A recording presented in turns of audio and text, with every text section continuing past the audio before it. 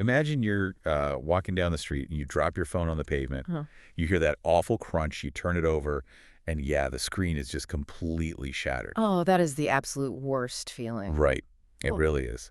Or, I mean, maybe you're racing to the train station, the door slides shut right as you hit the platform, and you're just left there staring at your own reflection as it pulls away. yeah, the classic missed connection. Exactly. Or, to raise the stakes a bit, you get called into a meeting and fired from a job you thought was your entire future.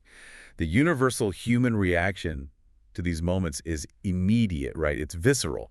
We just think this is terrible. This is a complete disaster. Well, yeah, because we're biologically and psychologically wired to interpret any kind of friction as a threat. We really crave smooth, predictable environments. Predictability meant safety back in the day. Exactly. So when an unexpected setback happens, our first instinct is to fix it or avoid it or, at the very least, complain about it to anyone who will listen. The whole modern human experience is basically built around minimizing those pain points. Right. But then you step into the world of the incredibly unique texts we're exploring today, and that entire framework of good and bad luck is it's forcefully dismantled. Oh, completely torn down. Yeah. We're looking at this philosophical landscape where a shattered screen or a lost job isn't a tragedy. It's essentially a winning lottery ticket disguised as a crisis. It's honestly a masterclass in radical cognitive reframing. I mean, the author takes the very concept of a setback, strips away all the emotional panic we usually attach to it, and just reassigns it a totally different meaning.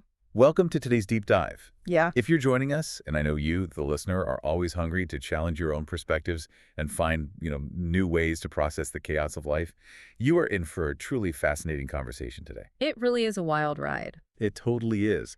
Our mission today is to explore this deeply personal, somewhat eccentric essay by an author named Zhu Feng.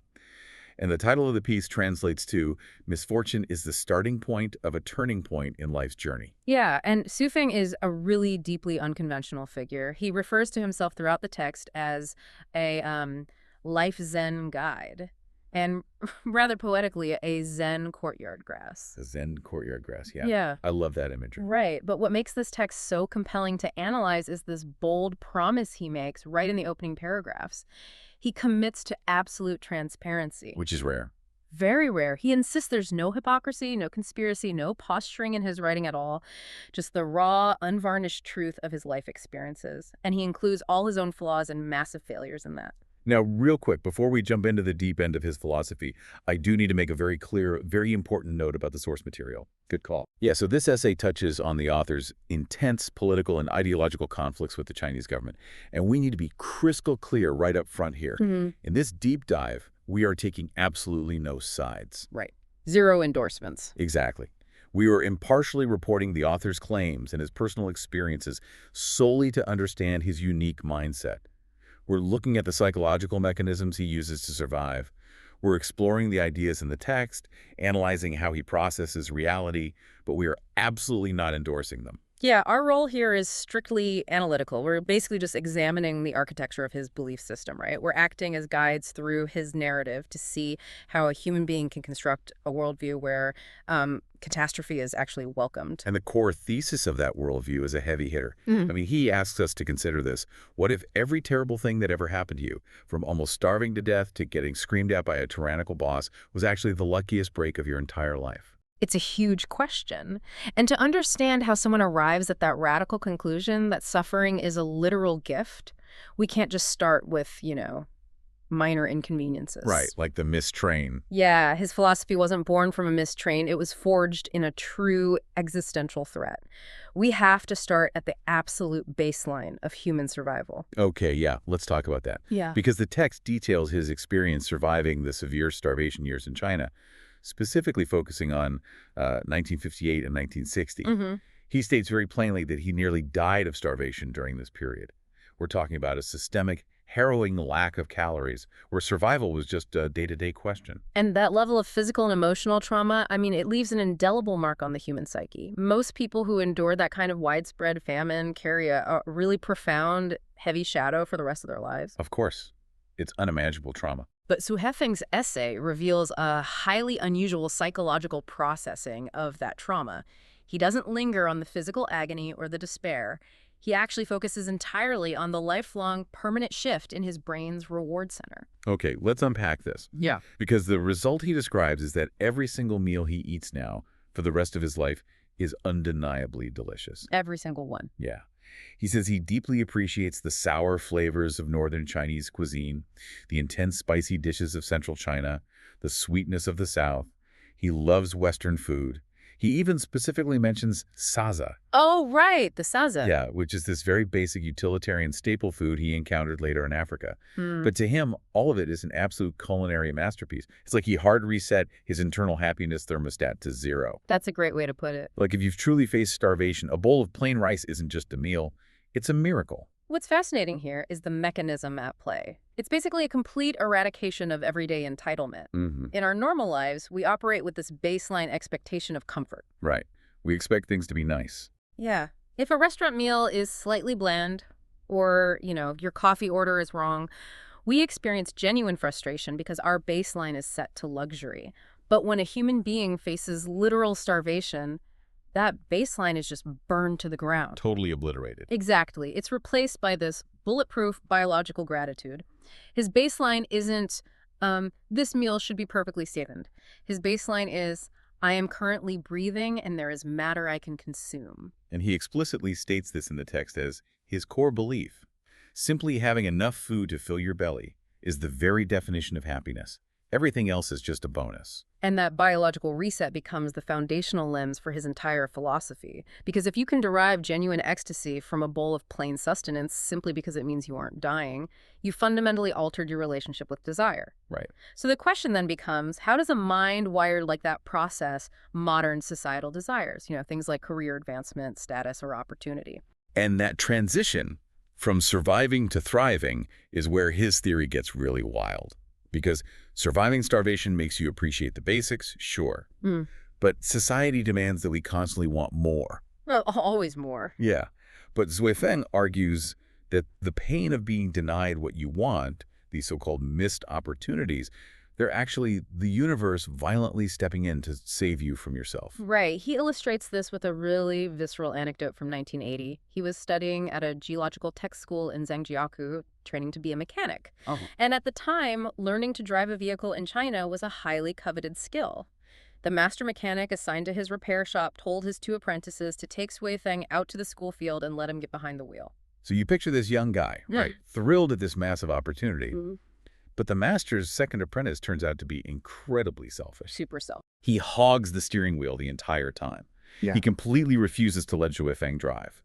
And instead, he's just tearing recklessly around this open field. Yeah. And the terrifying detail here is that a physical education class is happening on that exact same field at the exact same time. Students are just everywhere. Yeah, it was a disaster waiting to happen. In the moment, Zui Feng was relegated to the passenger seat, totally denied this major opportunity.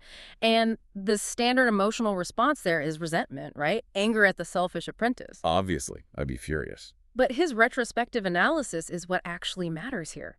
He looks back and realizes that if he, a complete novice who had never driven before, had been the one behind the wheel of that runaway vehicle instead of the apprentice, he could have easily lost control. Oh, wow. Yeah, he could have plowed right into that PE class and caused a horrific tragedy. Here's where it gets really interesting.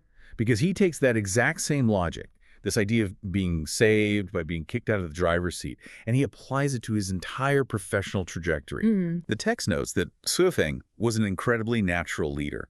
He was a class monitor throughout his schooling, and by the time he was just 18 years old, he was serving as a deputy party secretary, managing 11 different production teams. He was on the fast track. His path was paved for high-level administration. The system clearly recognized his competence. He even lists out the major leadership roles he was pre-appointed for: a division chief in 1984, a principal in 1988, and a factory director in 1992. A huge upward trajectory. But the text states he failed at every single one of these stepping stones. He just messed them all up. Now, a normal person blowing 3 massive career advancements over a decade would be devastated, right? That is the standard definition of a failed career. But his explanation isn't that he lacked skill, it's that his inherent nature completely rejected the bureaucratic reality of those roles. He just didn't care about it. Exactly. He simply didn't care about rank or status, which caused him to basically self-sabotage. His subconscious was essentially rebelling against a system that required a totally different moral or psychological operating system than the one he possessed. His wife actually crystallized this for him in 1993. Oh, what did she say? She pointed out that with his natural abilities, had he just played the game and not sabotaged his own rise, he could have easily ascended to become the governor of Gansu province. Wow. Most people would hear that and feel a crushing wave of regret for what could have been.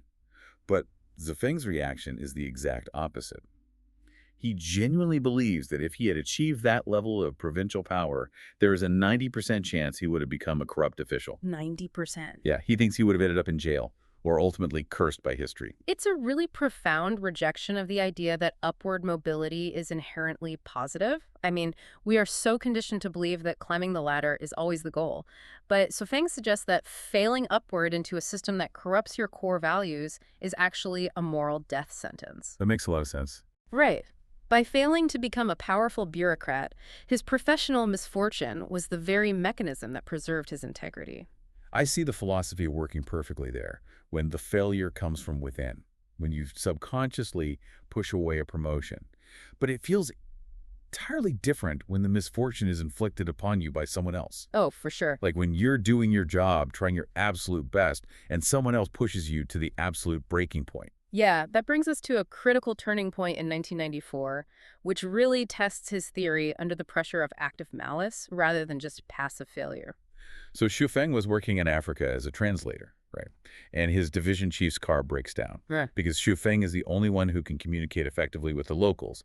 He gets tasked with solving the problem. A huge logistical nightmare. Huge. He manages to tow this broken-down car over 200 kilometers to a city called Bulawayo. He finds a repair shop, and the owner, who he notes is a white man, inspects the vehicle and says it'll take 3 days to fix, which frankly sounds incredibly fast for a major breakdown that required a 200-kilometer tow. Logically, yes. 3 days is nothing.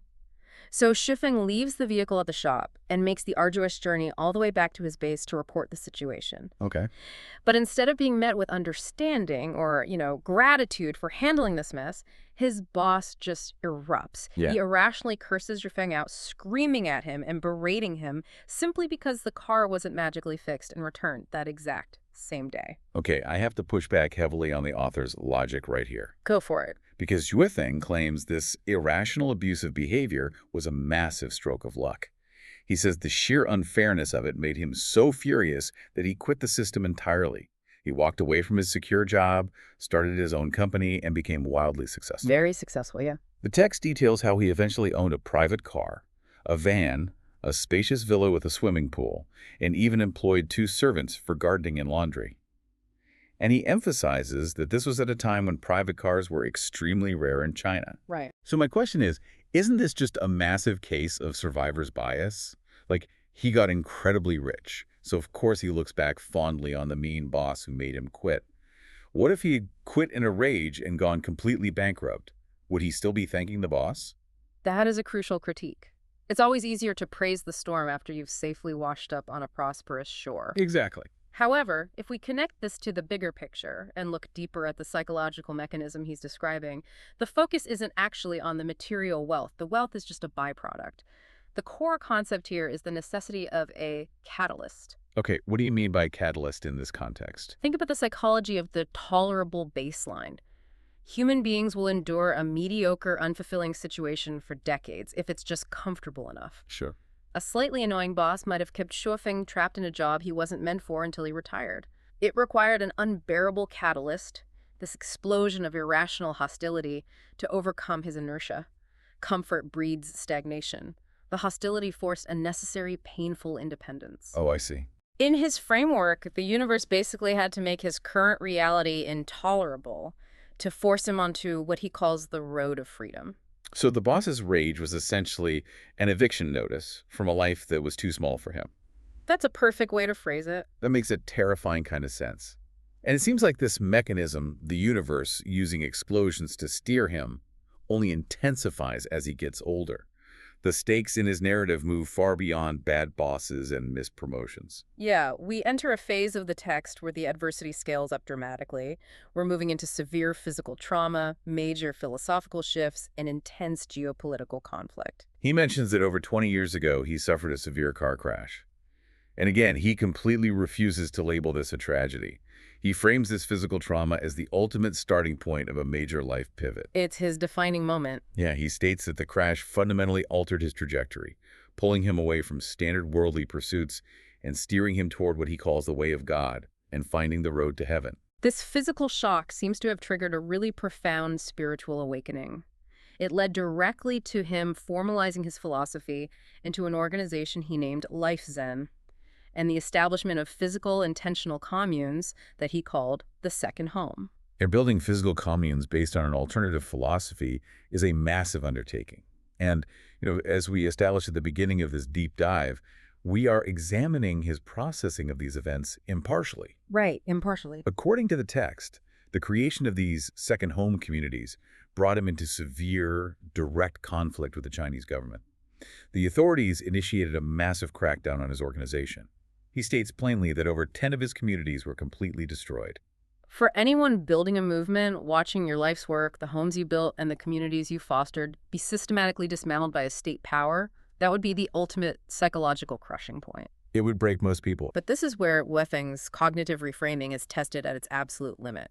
He constructs a psychological framework where he views this extreme structural collapse not as a defeat, but as a mandatory relocation program orchestrated by a higher power. He literally uses the destruction of his communities in China as the explanation for his subsequent exile to Canada. And the way he describes his resulting life in Canada is almost surreal in its abundance. It really is. He describes living this peaceful, fairy-like existence on a massive 40,000 square meter piece of private land. And he includes this incredibly quirky, highly specific detail.